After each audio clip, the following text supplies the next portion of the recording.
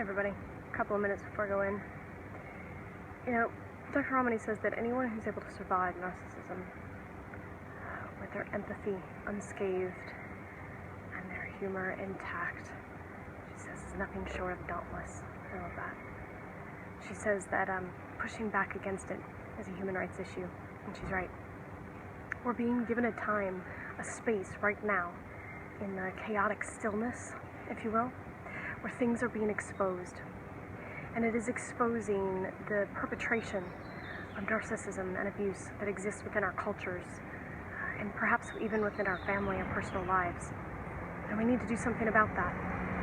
But it's not enough just to create a punishment and reward system, which is ultimately manipulative. I do believe that narcissism has to be held accountable. There has to be a call to account for those who perpetrate against others. But there also has to be a pathway to healing for the perpetration in our society. Because if there's not a path to healing, then the cycle continues. And the goal is for the cycle to stop. Now, I'm going to write more about this, so follow all my things and you'll find things pop up around this. But the important part of this is that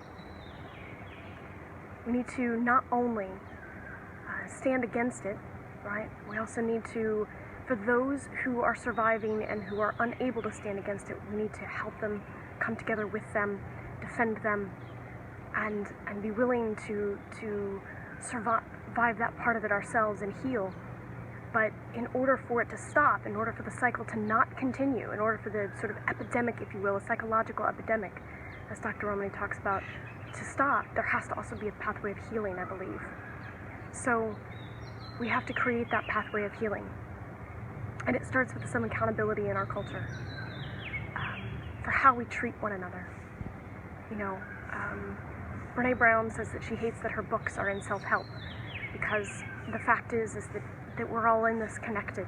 So we have to do this together. And, you know, we're traumatized in connection. We have to heal in connection. I've talked about that before. So this is just something to think about for your day as things are being exposed and examined.